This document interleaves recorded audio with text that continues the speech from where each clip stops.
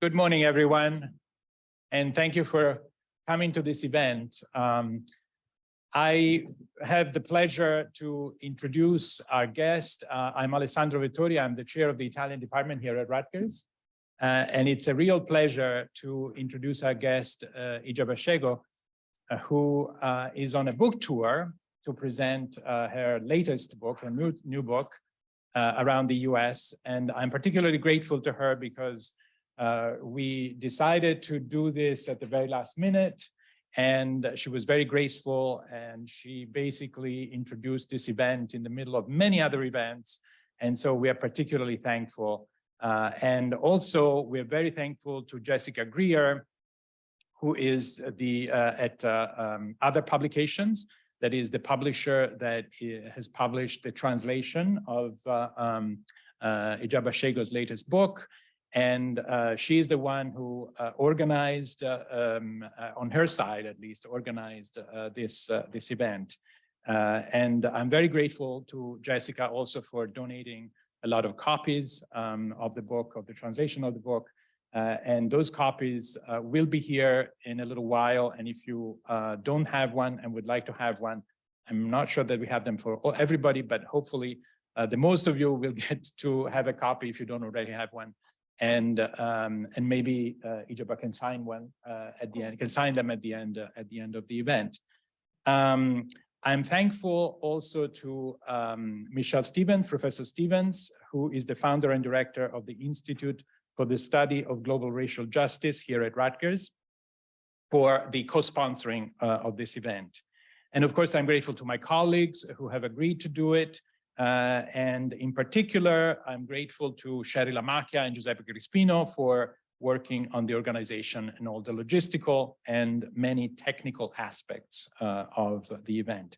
And concerning that, if you haven't signed the release form, please do so, because we are recording this event and we need a release from you. If you haven't done it now, but intend to do it later, please do it at the end of the event. But of course, the great person, the pivotal person of all of this, besides our guest, is Vetri Nathan, Professor Nathan, who has recently joined our program as associate professor, and he will be in conversation with Igiaba Scego about her latest book. And just a word about the organization of this event, very briefly after my introduction. Igiaba Scego is going to give an introduction to her book, and then she will be in conversation with Vetri Nathan, and then we're going to open it up to the audience for questions and answers. So a couple of words about Igiaba Scego. I think she hardly needs an introduction for those of us who are in Italian studies. She's a very prominent Italian writer, very prolific Italian writer, journalist and activist. She writes passionate stories of immigration, integration, alienation, and a changing society.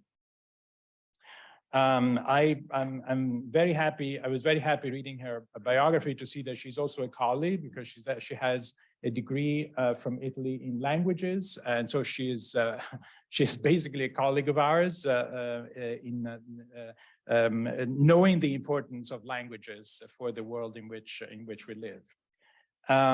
She writes in various magazines dealing with migrant literature and African literature. In particular, she collaborates with newspapers such as La Repubblica and Il Manifesto, and has and contributes to the magazine Negrizia with an opinion column that is entitled The Colors of Eve.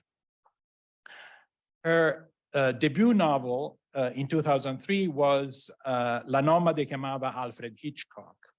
And the same year, she won the Excentra Prize for Migrant Writers with her story Salsicce, Sausages, a story that we read constantly in our courses here at Rutgers, and is a widely read text in schools and universities. In 2008, she published Oltre Babilonia, Beyond Babylon. In 2010, Rizzoli published her book La mia casa è dove sono, which won the Premio Mondello in 2011. Roma Negata came in 2014, Adua in 2015. I told you she was very prolific, one book a year basically there.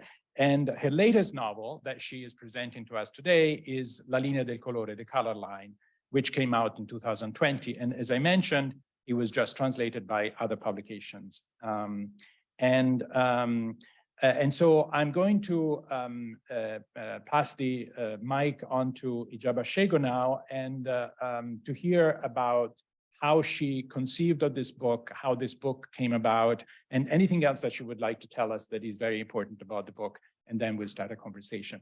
Thank you so much, Igiaba, for joining us today.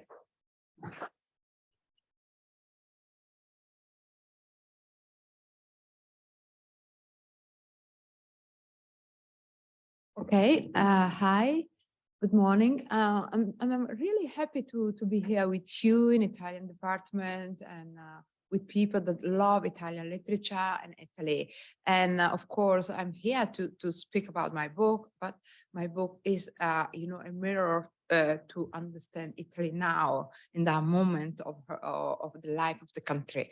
And yeah, I'm prolific, but you know, I try to, I have this itinerary in my mind about, you know, what Italy is and what Somalia is, because I live in between two cultures.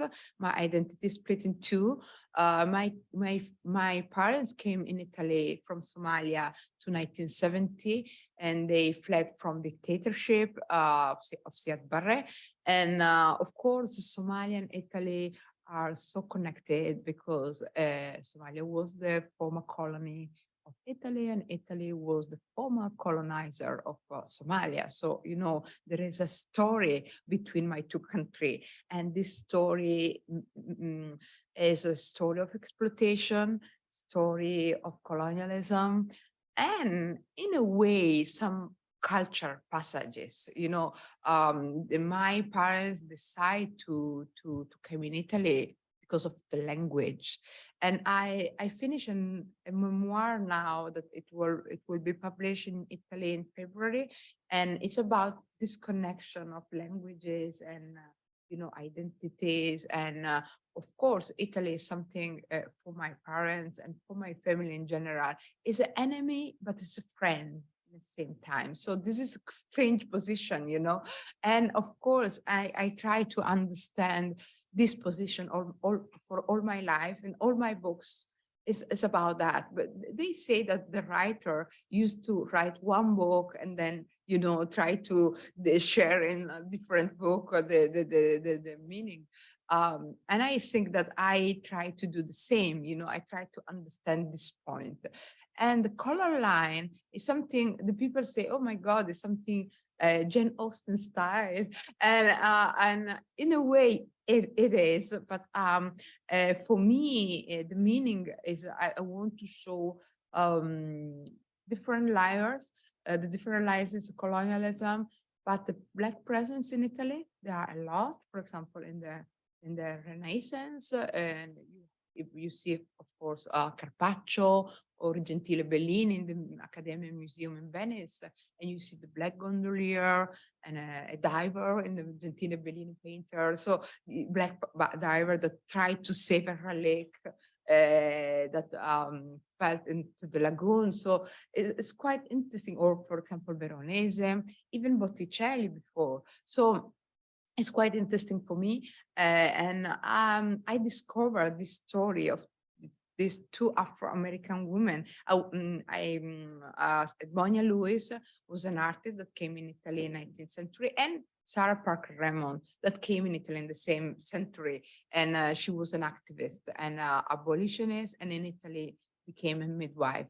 So I was so fascinated about, you know, these two historical figure, and I say, and at that time I didn't know nothing about these two ladies, and say this is a powerful story inside that, and there are two women, two Black women in Italy in 19th century, and of course my mind became to work about this idea of 19th century, and of course I have during my degree, when I was in La Sapienza University, I study a lot. I have a degree in Spanish literature and Portuguese, and so, and I study a lot the 19th century in Spain. So I read a lot of books and novels, as Fortunata y Jacinta, or Clarín, La Jacinta, or other, the novels of that time. And I try to compare with Harry James, above all, Edith Wharton. And this kind of work on me for, I think, 15 years. So when I discovered these two really historical figures, I say, okay, I want to do something about this moment of history, because it's a key moment for me, because Italy became a colonizer in 19th century. It's not Mussolini. Mussolini came after, and the people don't think in colonialism in 19th century, in Black presence in 19th century. So I create from these two real figure a fictional character, LaFanu Brown. And LaFanu Brown, for me, is a bridge from United States to Italy.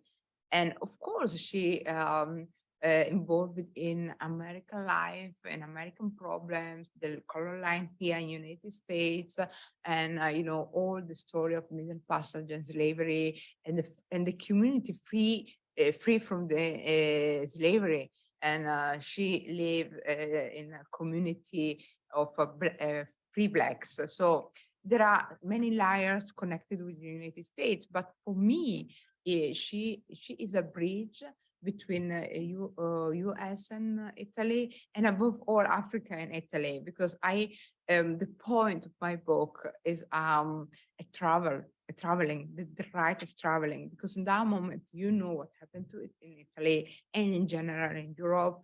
A lot of African people die in the Mediterranean. So this meaning a big color line inside our sea, and in between Africa and Europe. And for me, it's apartheid, because we in the room, we have all strong passport, American or Italian, and we can go everywhere. But for people from, I don't know, Gambia, Burkina Faso, Somalia, Eritrea, it's quite impossible to reach Europe with a visa, because no one give you a visa.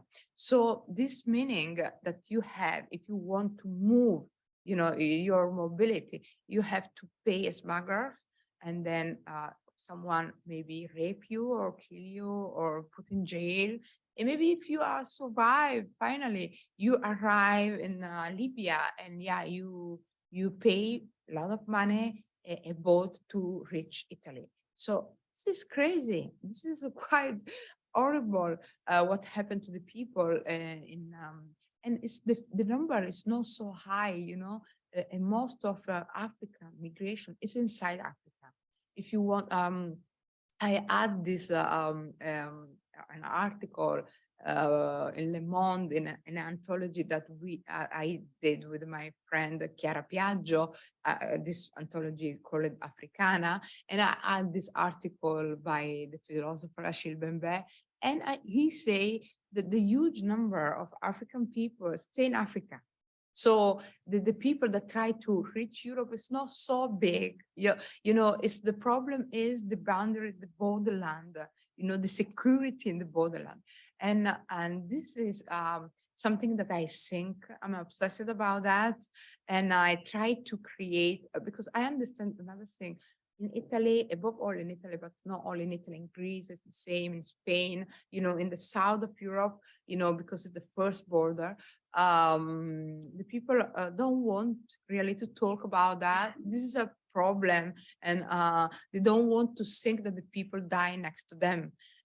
And for me, as an African, when my African heritage, I have a problem to go to the sea and swim, because I see that water is so, there is a blood of the people there. So I was obsessed about that, and I understand that I need to do something, because the people don't want to talk and don't want to, and even don't feel the pain, or empathy. And I try to create, novel usually create empathy, create, you see yourself in a fictional character. As you know, for me, for example, Pierre in War and Peace, I love Pierre. So the other people, need a novel to understand the life around them.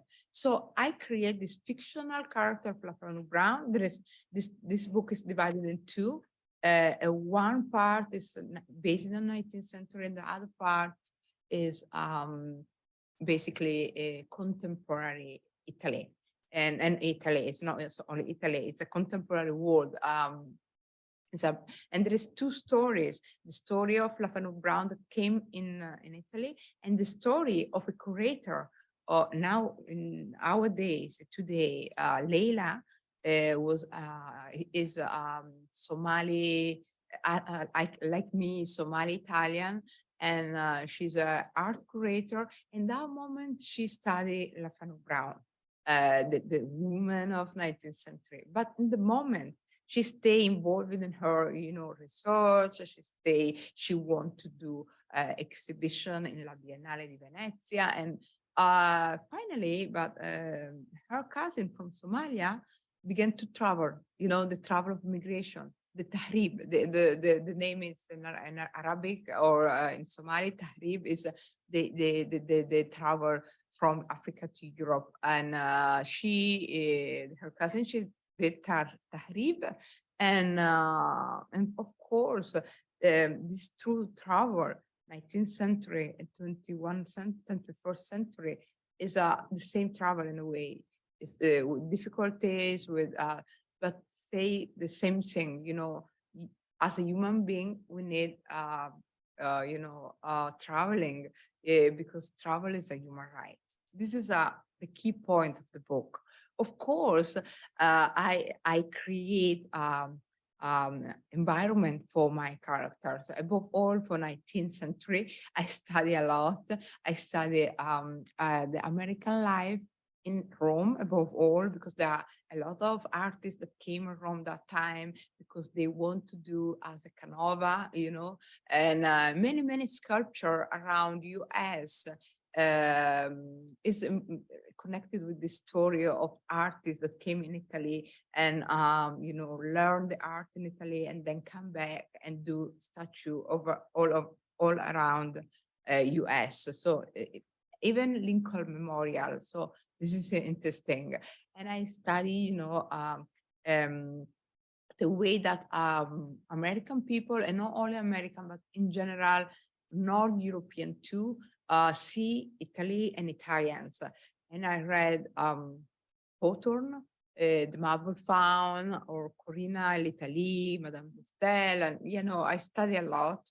Because Melville, Edith Wharton, I remember these short stories, wonderful, The Roman Fever, and Henry James, of course, and because I want to show in that book, the races against Black people, but against Italian too. So because a lot of travelers in that time say, okay, wow, Italy is beautiful. The ruins, the Colosseum, but such Italians, this is Italians are terrible.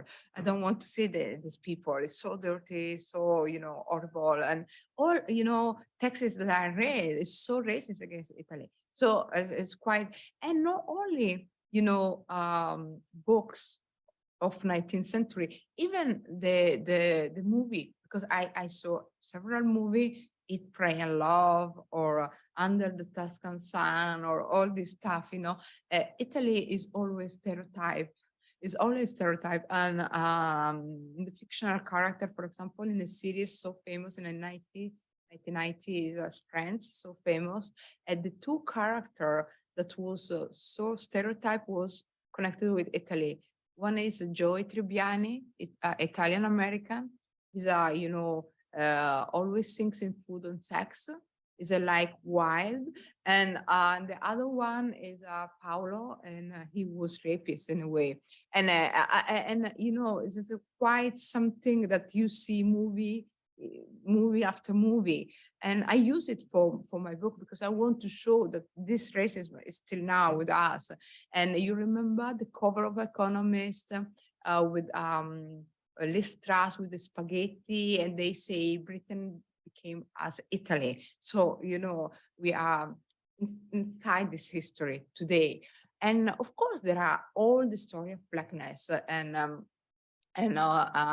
Afro-American and Afro-Europe in a way, because I want to show what happened to us in Europe as Afro-European, because for many, many years, for example, my generation need to find a language to understand, you know, our life in basically our life in Italy or in France or in Germany.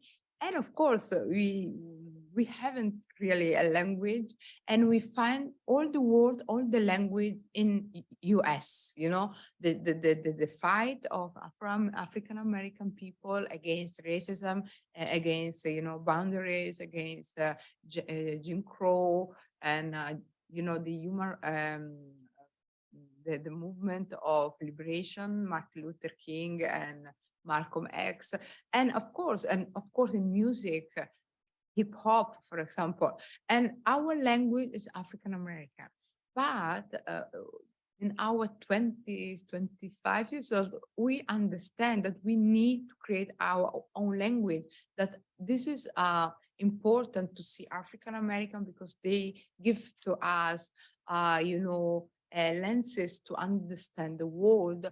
But as Afro-European, we need to create our own lenses and our, you know, language to understand our life, because there is a difference.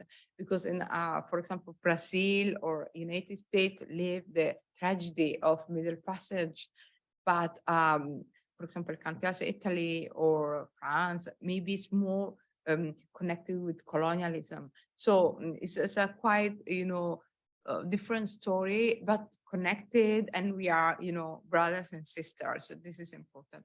And of course, I create the movement, and our movement is from Europe to US, and Lafanu Brown, because of Edmonia and Sarah, to the other movement from United States to Europe. So for me, it was so interesting to create the you know, kind of observation of Lafanu Brown. She came in Italy and she saying, "Oh, I'm free finally," and then she discovered it's not true, because Italy was connected with the story of racism. So it's not an innocent space.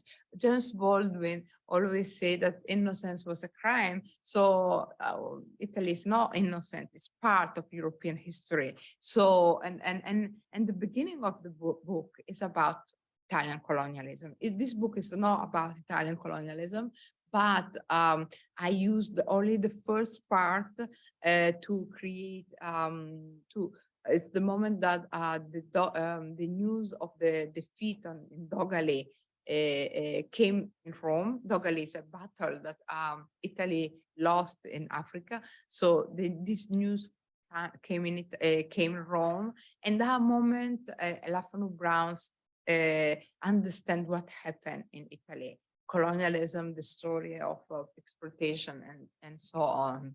So yeah, I explained basically the different layers of the book, and I want to add only one thing. There is a lot of Somalian, the contemporary part of the story, because you know what happened in Somalia 2 days ago. There was a horrible attack, a terrorism attack against the Ministry of Education. A lot of young people died during this attack, more than 100 people. And this is the story of my country of origin. Always war, terrorism, you know, exploitation. It's not easy. And I want to show that the people try to survive this, because the people want peace.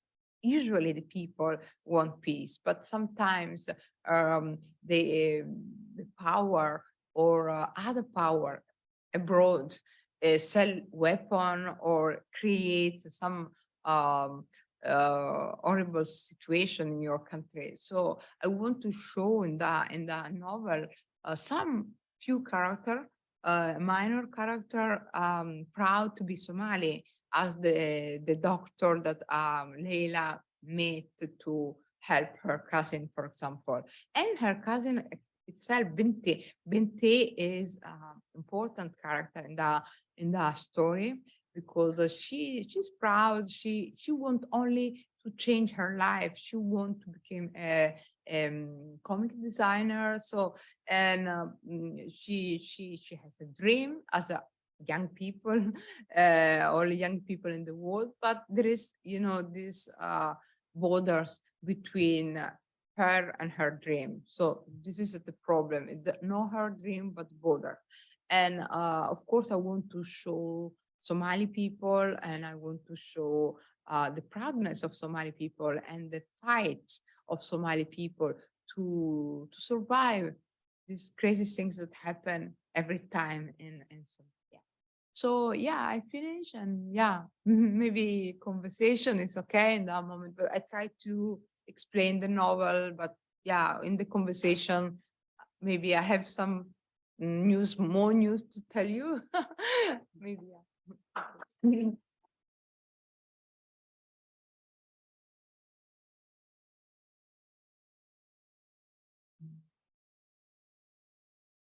Well, can you hear me? Yeah. Well, thank you so much. There's just so much in here, and I'm really glad our paths crossed after seeing each other in Rome, maybe about 10 years ago or so. So it's really wonderful, really, to have you here. We're all very excited when you were able to join us. There's just so much great stuff in the book itself. But I thought I'd start the conversation by not looking at these bodies of Binti and Lanafu Brown, but speaking about you as a mind and a body that is connected to Somalia, connected to Italy, of course, and now connected to America. So yeah, not only now. but before too, but now, you through the novel even more extensively. And I wanted to maybe speak about that relationship. You mentioned the bombing in Mogadishu as well, which I was going to bring up 2 days ago, probably by Al-Shabaab forces in the Ministry of Education, of course, because all of us are in education, we can understand the symbolic meaning of that. So maybe could you talk about how that kind of hybrid relationships that you have with Italy, Somalia, and now America, how they have shaped you in this book or previously? I have many connections. Yesterday, the President Lula won the election, and it's the country of my heart is in a way Brazil, because your graduate work was in Spanish and Portuguese, right? Because I understand myself through Brazil and South America. When I was in university, I choose for the first time to study Arabic and then Spanish, and then I discovered Brazil. And so, because someone told me this is an easy exam, you have to do it, and I say, okay. But I begin to read the novel. I remember Machado de Assis, Jorge Amado, and of course, Guimarães Rosa.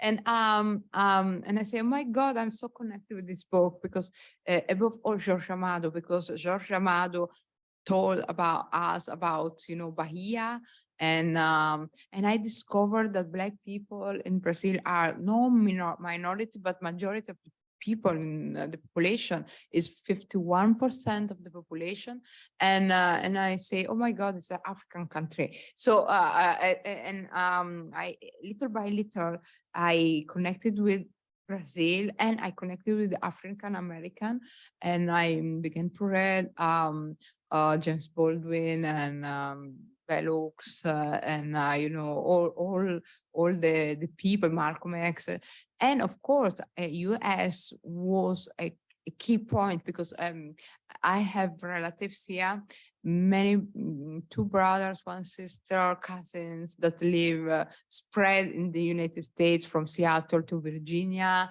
and a lot of other relatives, other brothers, other sister came here and then came back to other countries too. So I remember that I came here for the first time when I was 16 years old, so, or 17, I don't remember, maybe 17. And it's a quite, a big relationship, and I have relatives that they are American because of course they have a family. And this meaning sometimes English is the language that you can use all with your nephew, because I learned English to speak with my part of the young people of my family in UK and US. So this is a kind of big connection. And of course, with books, with novels, because in Brazil and in US, they happen the same thing. The African American above all asked me, they leave the book as their book, their book of their country. So this is for me is quite amazing because I'm Italian and I'm Somali, and some people say I love you the cover. I choose this cover, yeah, because it's Ayanna Jackson is African American artist, and the cover is beautiful. And sometimes they ask me about the hair of the cover, and I say, oh my God, I don't know, but I love the hair because the hair here is so politic. It's so important to live your natural hair, and of course, I speak with them with bodies, above all our body. And of course, there are other people, not African American or Afro-Brazilian, that love the book because they understand the society around them. So this is powerful. Yeah. And hybridity is something that the people understand a lot, above all in our contemporary world, because we are all mixed. The people live in I was born in a country and then move for the other country, and you are always in movement in a way. When I think in my identity, I think that I'm so Italian, I'm so Roman. Above all, when I stay here in United States, I'm so European about the food. So this is quite crazy. And say you have for example, vegetables is luxury here. So, and I say, but with inflation, but it's still cheap in Italy. So this is something that I understand about food. I'm so European, I'm so Italian. But of course, I'm Somali. And when happened yesterday, it was so crazy day because one part of me was so sad about what happened in Somalia. Yeah. And what another part so happy about Lula. So this is a crazy time, crazy moment. But Somalia, it's not only terrorism. Terrorism is something that the mafia created, because in that moment, Somalia was a mafia state. And I want to understand who pushed the terrorism to attack the Ministry of the Education. This is quite a tricky thing. And it's not only, the people say Shabab, and you discover that behind Shabab, there are many, many things, many power, dirty power, and it's not easy at all. And above all, Somalia stay in a position, geopolitical position, so powerful. You control all the Indian Ocean and control India, control, Arabic country. There are a lot of people involved in Somalia, Arabic country from the Gulf and Turkey, for example, Erdogan. And, and it's not easy, the situation of Somalia, because you stay in that position, and the people exploited a lot because the underground Somalia is so rich. The people are poor, but the land is rich. So it's quite sad what happened to my country of origin, and it's sad to see a young people that want to stay in their country, because the people, most of them want to stay in the country, don't want to migrate. And in Italy, above all now, there are people that think that African people want to live in Europe because Europe is so beautiful. It's not true. The people want to stay at their home, but sometimes war, climate change, terrorism push you outside, push you out. So yeah, and I try with my ability to explain all this stuff. Yeah. And in that moment in Italy, I began to write a book of children. And the last one, because the last one is not that book, it's a book called Figli dello stesso cielo, about Italian colonialism. I used my grandfather because I want, and I write this book from the age from 11 to 12, scuola media, and because scuola media is a really mess, no, the people don't really do nothing for the scuola media, and I tried to do this book, and I met several people, several students, and so powerful. They understand a lot, and they want to understand more. So yeah, we need to change our the program of history and geography and art in a way, because sometimes we teach the same thing that my professor teach to me, so Eurocentric, so only Europe. Sometimes not only Europe, it's a little bit Italy, UK. I don't know why you study a lot about the UK. And then the other part of the world, nothing at all. No India, no Russia, no Africa, no Brazil, South America is empty space. And no, for example, other European countries, for example, Spain or Portugal, our neighbor, it's so strange, the way that we teach history to our children. So I try to do this kind of job now. That's wonderful. Yeah, I think you just mentioned just an incredible global map of Blackness, but of all kinds of identity, but even Blackness changes in different parts of the world, and the idea of what that could mean, right? I guess it's human nature to be, kind of national centric or ethnocentric, but typically as Black studies would be done here, would think of course, slavery and that connection, but European Blacks have a different experience, and Brazilian Blacks have a very different identity, history, and experience. And what I did notice, what struck me in the color line, I'm sure a lot of people here also noticed this, is that somehow though, Rome also becomes a character. So although you have this huge global reach, I cannot help feeling the Romanness of things in your work, right? And I identify the best. It's the best, and I could see just your reaction now. That's it. I think there's that spark you feel, and I can sense it in the words. Rome permeates everything, even though it's a nexus in a way for you. But I want you to speak about your love for the city, and how can something so global and reach and hybrid be also so local? And I think readers of your books in Italian specifically, and of course, your accent, which is wonderfully got a hint of Roman, which is so beautiful. And the Italians might notice the regional specificity of your work too, more than American audiences, or in a translation. I was trying to look for it, and they've done a great job with the translation to bringing it out. But maybe you can speak to that a little bit. Because Rome is so interesting. As a city with many layers. It's the local layers, because it's important the neighborhood that you live. And sometimes I remember a man, he say, "You are not Roman," and say, "Oh my God, this is fascist, and I want to fight against him." And then he say, "You live in Primavalle.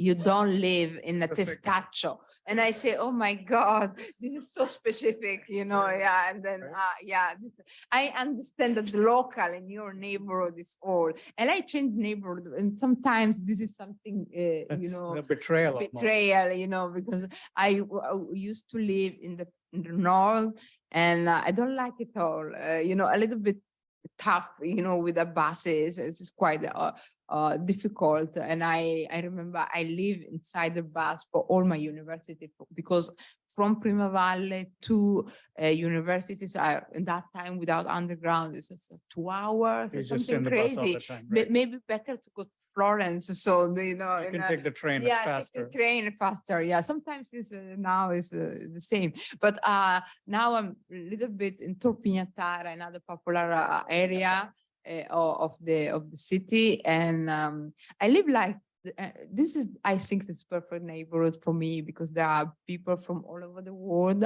and all over Italy and all over Rome. In a way, you find different layers, and of course, neighborhood is important. The local things is important, but the history of that city is so important. And the story of the city is so incredible, and I think that we have to research more what happened to the city, not only Roman Empire, from Roman Empire up to now, and I wrote a book with my colleague Rino Bianchi. He was a photographer, and we can do together Romanegata, the Night Rome, about the traces of fascism and colonialism in the city. And no one, and now is they know, and there are a motion of City Hall of Rome to do something in Via dell'Ambaradan. She wants to put, a script. I don't know what they want to do something. The mayor says something about maybe an informative plaque or something. Plaque, I think, to explain. I don't know. There is a big discussion, but the city hall decide to do something, and this is big, But when we wrote this book 2014, no one speak about that, the statue or the name of the street, and it was so interesting for me to discover the traces of colonialism in the city, because it's hidden traces, and the city talk about her life in a way, because I think her, it's because it's for me, is a woman in a way, and she talk every time about what happened before, and I for the color line, I use I did the research before COVID, and this is important for me because I used to go everywhere. I saw the house of Edmonia Lewis near Via del Corso, or all American the American people streets in near Via del Corso, Piazza di Spagna, and of course I try to understand the life in that time, so different. I read Henry James that explain Via del Corso so well, and the carnival in Via del Corso, for example. And I used to understand the city in 19th century, and so useful for me was D'Annunzio. But it's a strange. D'Annunzio was so interesting. It's so really important because the first chapter of La Linea Colore, the color line, was in a way an answer to Il piacere di D'Annunzio, because D'Annunzio, Andrea Sprelli, in a part of the book, he stayed in Via del Corso in the moment that the news of Dogali came to the city. So I try to answer to the D'Annunzio with other perspective, because he say the famous sentence against, and for the colonialism. And I think that I have to revolt in a way this sentence, and I try to understand a Black, perspective about what happened, Dogali and the battle, and but Il piacere is something that I use it, and not only Il piacere, Hawthorne, Henry James, and so on, and Rome is the city that I was born, and I live there, and I try to survive in Italy, and this is as a Black people, sometimes it's not easy because what happened, the racism, the second generation problem of citizenship, the Bossi Fini, and we are involved in this environment, so not so nice sometimes, but I think it's important to work there on the ground to change a little bit, the behavior. No, the behavior of the people. For example, it's so strange. Sometimes in the city, I talk with people that thinks fascism is good, Mussolini is good, and they are still a friend.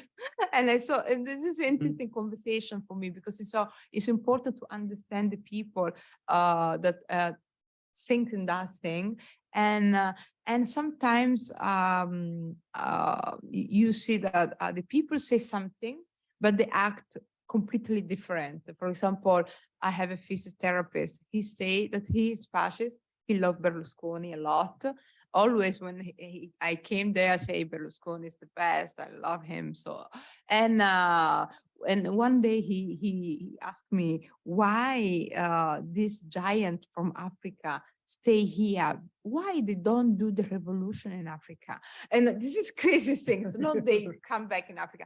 Go to Africa to do revolution and say no, it's complicated. So and he finally in his studio of physiotherapy, he helped migrants. Yeah, less incredible, money, discount. So this is All these crazy. contradictions, Yeah, right? contradiction every time. So I think we need the people is not horrible, but we need education. Yeah. From the media. The media in Italy is really worst. I'm in the media, no in La Repubblica, il manifesto, because before, but now I wrote for La Corriere della Sera, but it's not easy sometimes. The media talking above all about diversity, and television is so awful too, and always is the people fight and us chicken it's horrible, and I think education is something that miss for the society, and we have to change the behavior of the people from the education, Right. not only writers but maybe movie too. Yeah. Yeah. No, thank you. Something And, popular. and also you're kind of reinstalling these Black bodies and Black experiences where they have been forgotten or repressed, and so I was going to ask you about the scene with D'Annunzio showing up and this wonderful situation, which I thought was incredible and brilliant, that you would repopulate these scenes that seem so specifically racialized, and to not include any hybrid identities. You are reinscribing them in the history of Rome and the history of Italy. But history of Rome is connected extremely with diversity. Absolutely. But it's Caracalla often was an kind of African repressed. and a Syrian man. His father came from Africa, like Tismania, Settimio Severo, and her mother from the land that now we call Syria. So Caracalla, Settimio Severo. We have Filippo l'Arabo. And it's such a big irony, 100 years Alessandro de Medici, for example. We have a lot, now. So much. And no one really study at school that kind of thing. Alessandro de Medici. I remember the movie, The Medici. It's no trace of Alessandro there. So why? Right. Well, thank you. I'm going to open this up, I think, to questions. Thank you for this conversation. I think we have a question by Professor Marsh up there. Would you mind grabbing the mic? So just since we're recording, thank you so much. Can you hear me? Good. I'm Professor Marsh of this department, Italian department here. I'm fascinated by maybe slightly changing the title of the book to the gender line, because it seems to me another important thing, not just the national.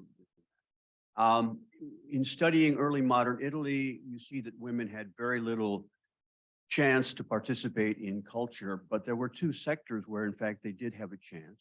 One was music, and of course there were some famous musicians, but more important in courtly music, there were women performers because a soprano and an alto, you know, the church wanted castrati, but the public wanted sopranos and altos. And the other place is in painting and art, so that we have people like Sofonisba, we have Artemisia Gentileschi and so on. And in your book, then you have two women, at least two women who are involved in the art world. And I'm wondering if you could say something about the role of gender in the societies that you're trying to portray. Yeah, gender is a pillar of this book, I think, because it's a pillar of my literature in general, because I'm a woman and I try to describe other women is a way of to create sisterhood together. And of course, I think in Sophonisma, Artemisia, and not only that, because I discover when I study a lot of many sculptures that live in Italy, women, American women in Rome. And Edmonia Lewis, above all, stay in a group of artists that live in Rome. And it's so interesting because they live, Rome was a free a land of freedom for them, a land, freedom meaning freedom from the society, above all for the white artists, free from the society, from, you know, the society want that, you know, for the women, identity of wife and mother, and they want to become an artist. So this is quite, you know, a break from, you know, what the society want and what the artists want. And I discover several texts about women, and above all, in even in Hawthorne and the Marble Faun, it's interesting to see the female character because it's so linked with freedom. He condemned, you know, the women in that book, but it's so interesting to see that they are free. And Italy, for many of these women, meaning freedom. And of course, when I think in Edmonia, or in, for example, in my Lafanu Brown, that book, I think myself too, you know, because I'm an artist, I'm a Black, I'm Italian, I'm Somali, and you know, sometimes art is not a possibility for a Black woman. And above all, not only for the society, even for your family. The people say, my family is wonderful, but when I began to this career and I want to say, I want to become a writer, my mom say, oh my God, you are crazy. And yeah, you are, you know, you need a real job, you know, and I said, this is in a society as Italy, maybe it's impossible for me to find a real job. Maybe it's better to follow my dream. And my mom said, maybe you're right, you know. This is about, you know, a negotiation between us, and even now for some member of family is became Qora. Qora maybe is a writer, is something strange. Above all in Somali culture, because you are involved in our literature all the time, above all poetry, but it's oral poetry, it's not written one. So this is a big distance from the writing and the oral literature. And of course, as a Black woman in an Italian system, in Italian literature system, was not so easy, not only for me, but for many colleagues as Gabriela Curuvilla, Cristina Alifara. But we are lucky to enter in the literature in a moment that our brothers and our sister opened the door for us, because the first books that came in Italy from the immigration was in 1990, around that time, Papkuma and Salah Metnani, Papkuma with Io Venditori di Elefanti, Salah Metnani with L'Immigrato, and other colleagues too, Cristiane de Caldasprito, così come la Ebberi. They opened the door for us, you know. They talk about their migration, they way to stay in Italy, the racism, but not only that, the nostalgia for Africa, for example, or for South America. And I remember that we entered that literature with our new identity for that time, because in 2005, no one in Italy know really about second generation. I don't like to use second generation because I feel no second generation, I feel Italian. So, but in that time, the people say, who you are? It's so strange. People, they speak Italian so well, but they are black. Wow, they're strange alien. So, and I remember that in the first year from 2005 until 2010, we explained our identity. We are Italian. Yeah, we speak Italian because we are here. We was born here. So, and salsicce and all the kind of short stories came that time. Not only me. I remember Rap di Punt by Cristina Alifara and Ruben, the other short stories by Gabriela Corvilla. So, but our fortune in a way, our moment was connected with our, group, because we are a group.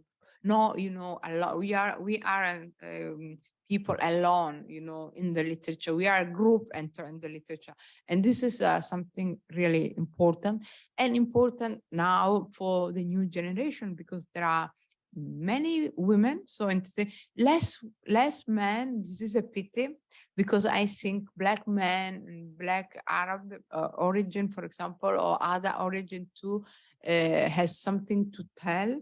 There is only two guys. One is Antonio Di Chele Di Stefano, and the other one is, I don't remember the name. He's a director of the movie Bangla.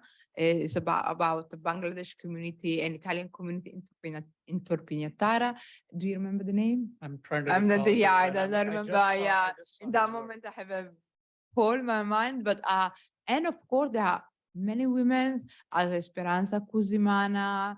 Her new novel, was published in 2 months ago, 1 month ago, from editor Einaudi. So interesting. The novel is called, the title is Tutta Intera, and there is Jara Khan. There are many women so interesting in that moment. And Nadesha Uyangoda, that wrote the only Black person in the room, l'unica persona nera nella stanza, was a big bestseller in Italy. So there are new generation, and of course the other generation, my generation too. We are mixing now, and this is interesting, I think. And of course, I come back to gender. This is something important for me, because my literature came up from a sisterhood. Thank you very much. I think, we have a question down here.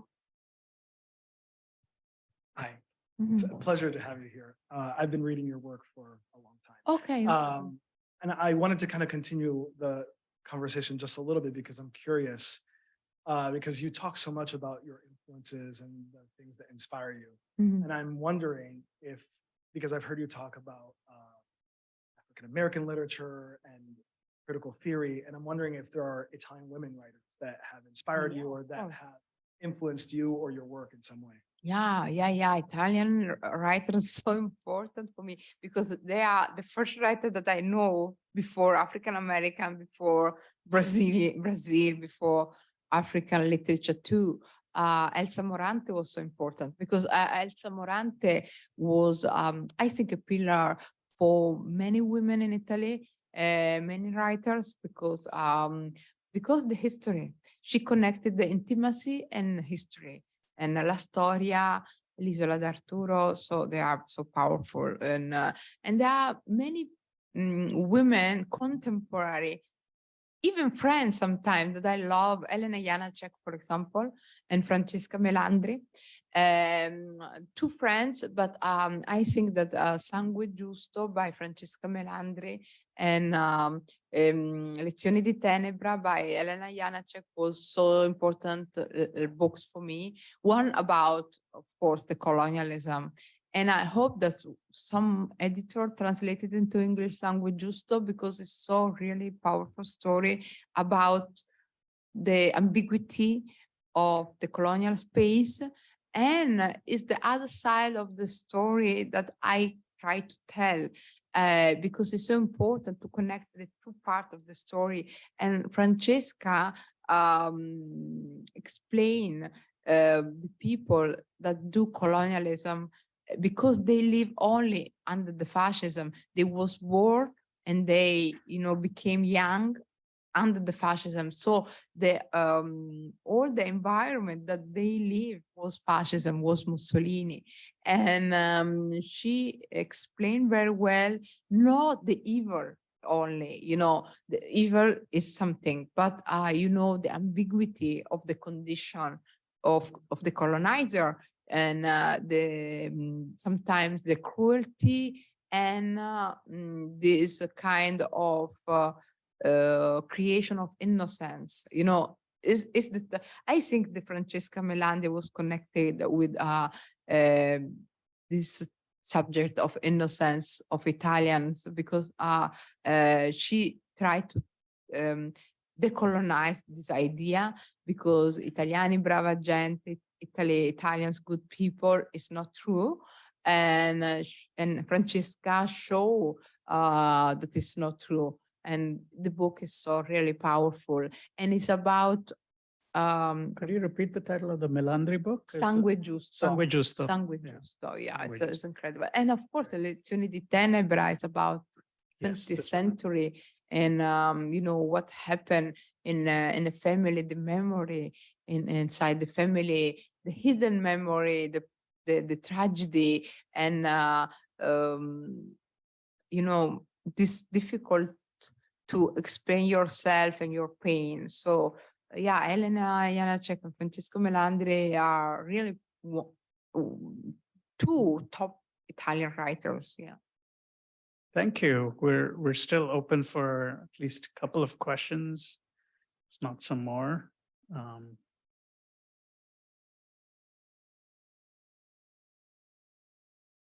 Maybe no. Yeah, I'm sure. Oh, there we go. I think, no, I'm sure there are. Yeah. Yeah, thank you. Thank you. This is a great conversation that you're having. I was wondering, The Cutter Line is a historical novel.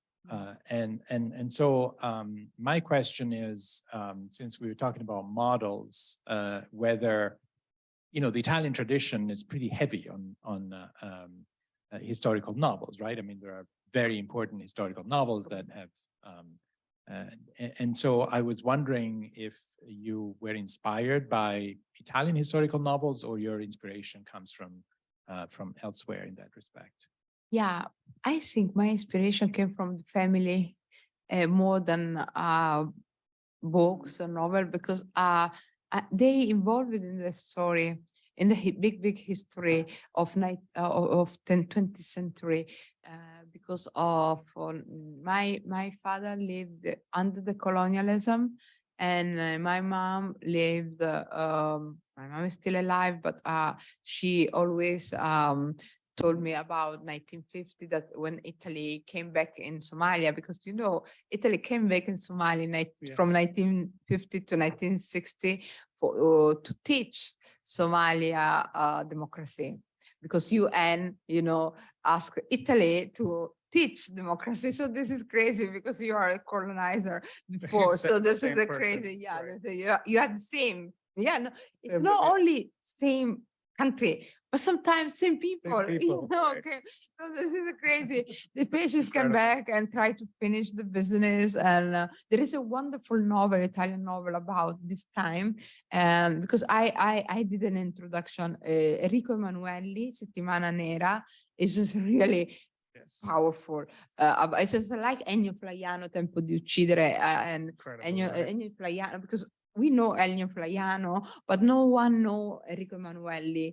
And this is interesting. And Mondadori did a new edition of that book. So it's really powerful. And I know that the big tradition of historical novel, Promessi Sposi, I stay in Italian school, so and now I see that there is an English translation. This is powerful because I'm so happy when I see in the bookstore Italian books, and I sent picture to the writers. I sent a picture to Jonathan Bazzi because I saw his novel there, and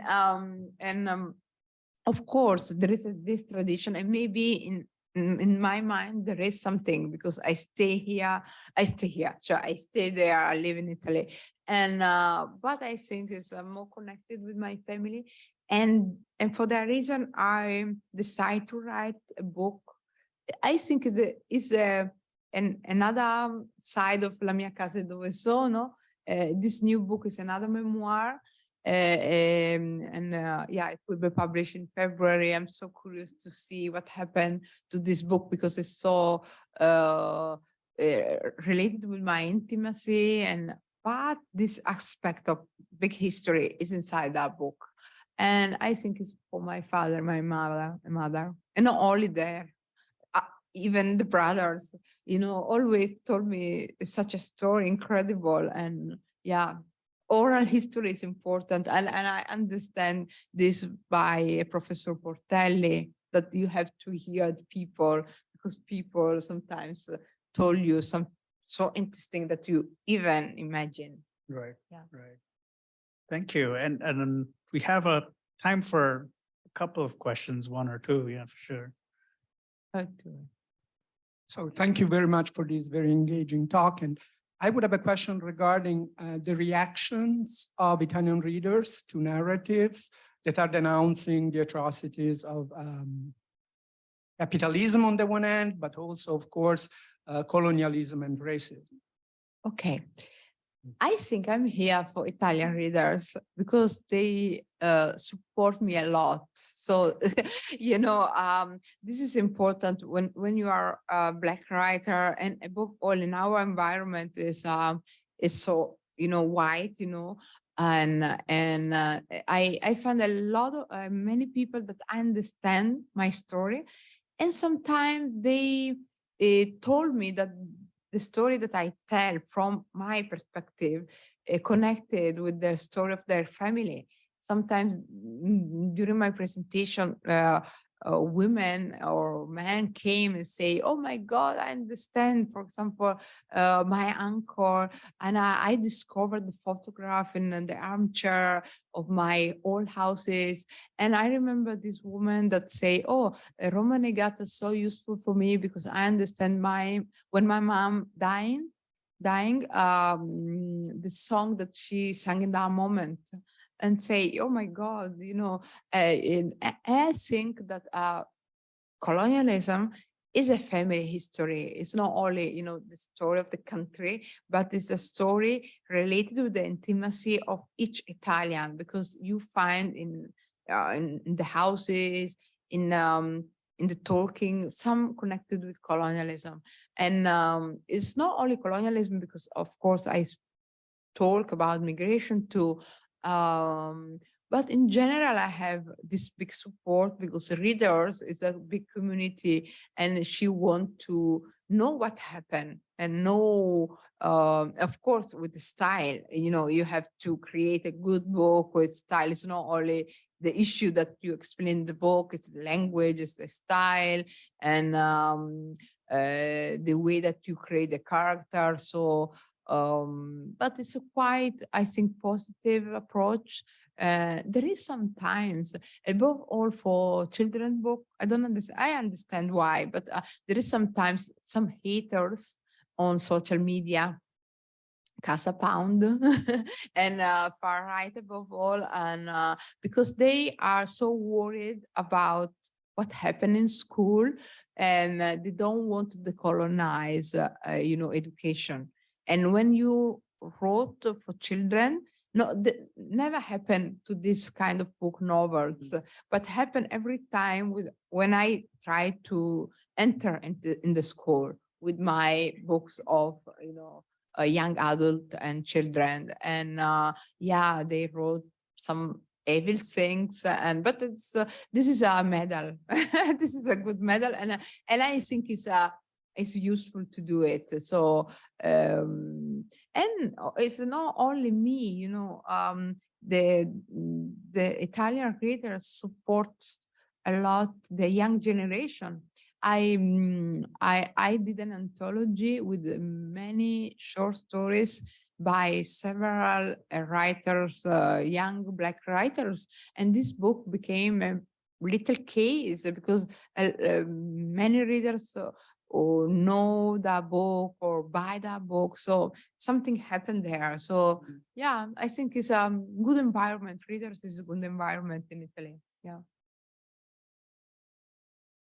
Thank you. I think we have time for, one or two more even.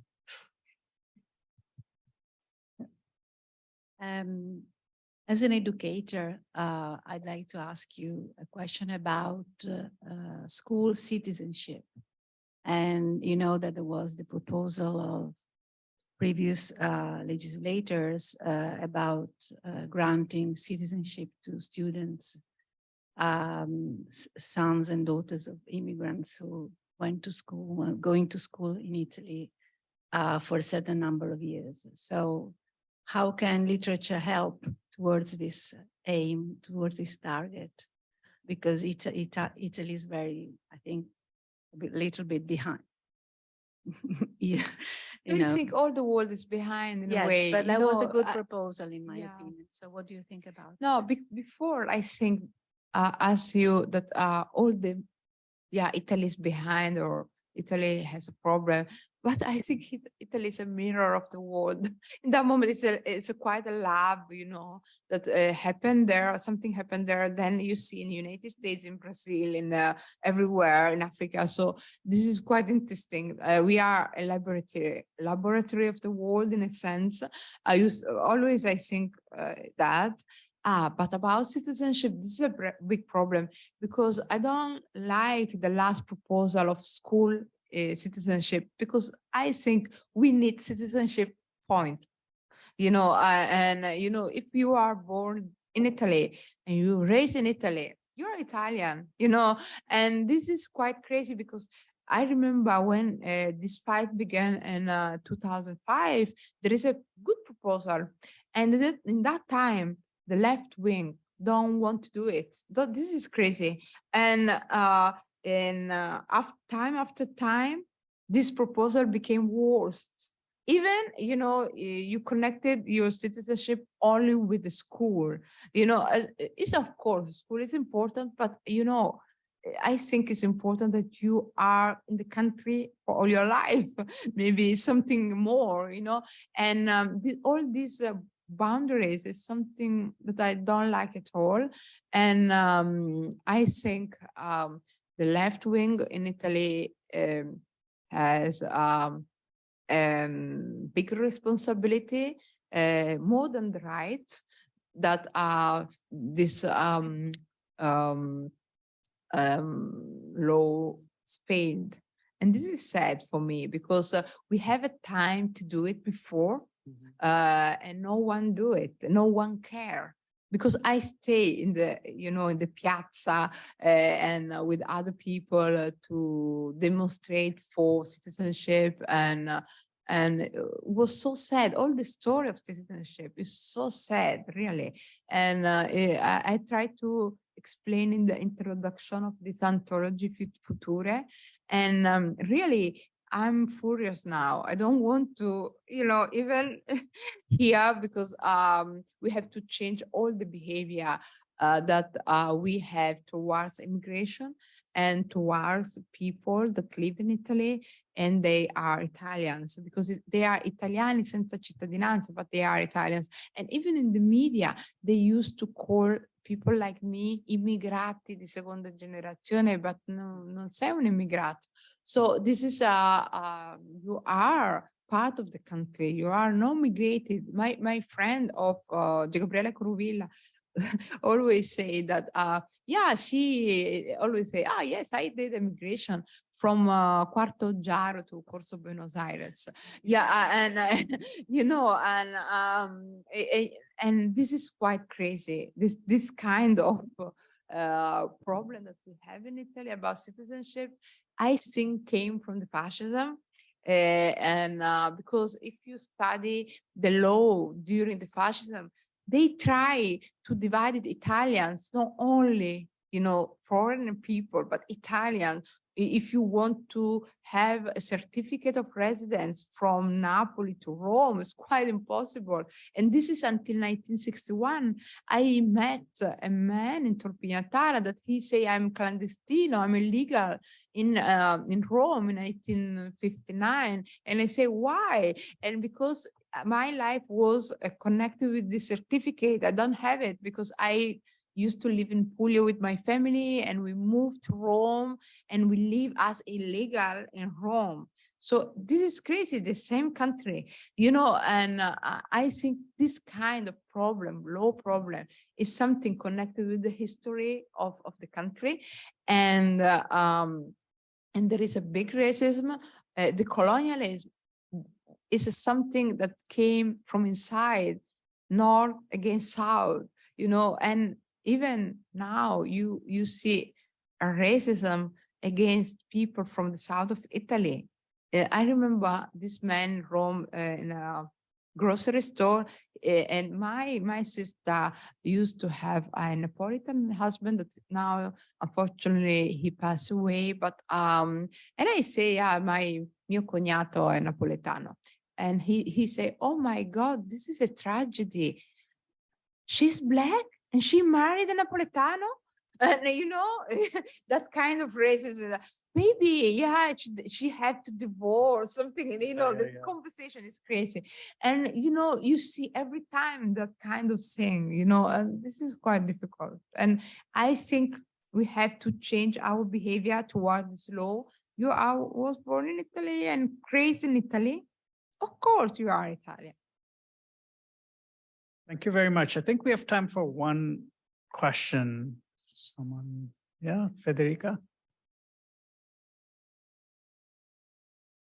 I don't know how it's gonna come out, but since you think in more than one way, as you are both like a fictional writer, but also public intellectual, and you do research, I was wondering whether your fictional writing and how your fictional writing influences the way you approach research and other like non-fictional ways of approaching knowledge. And I think fictional writing is a research because I'm not academic and I'm not staying in academia. I stay for a while, I enter and I exit, in Italy and here, and sometimes I came here in United States. But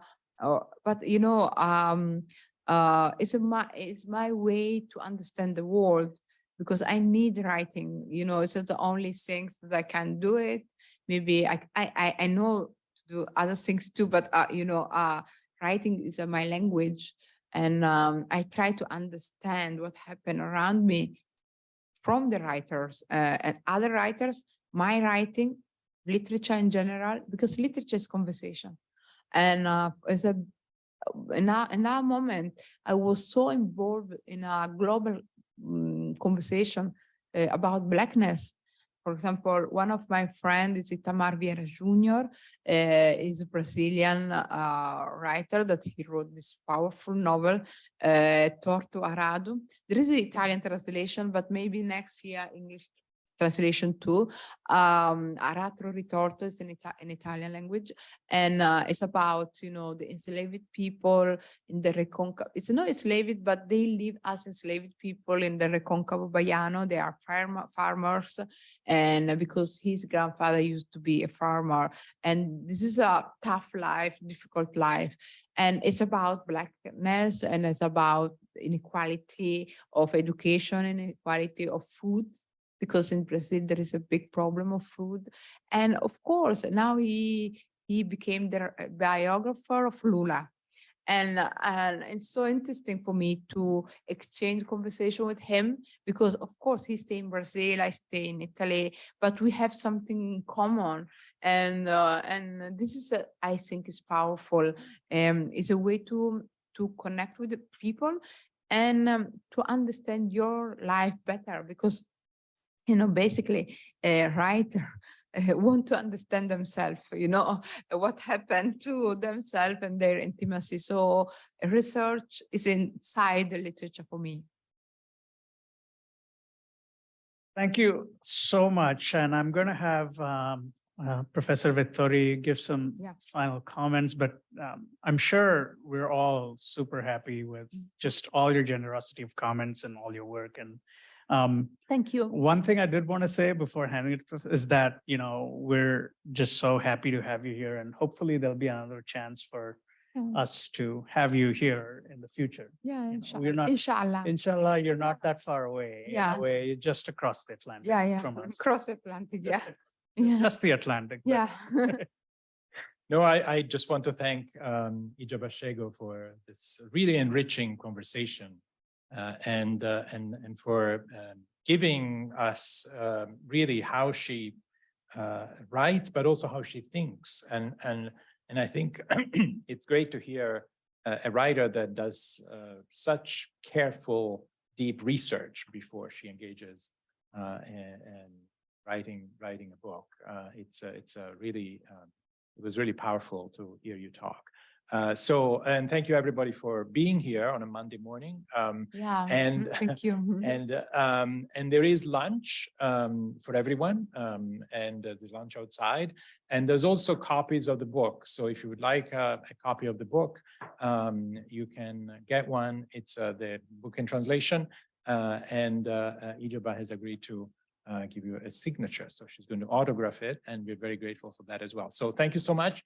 If you haven't signed the form, please sign the form, the release form. It's very important so that we can put this on YouTube, and people who haven't been able to be here can watch it and enjoy it. So thank you so much. Thank you.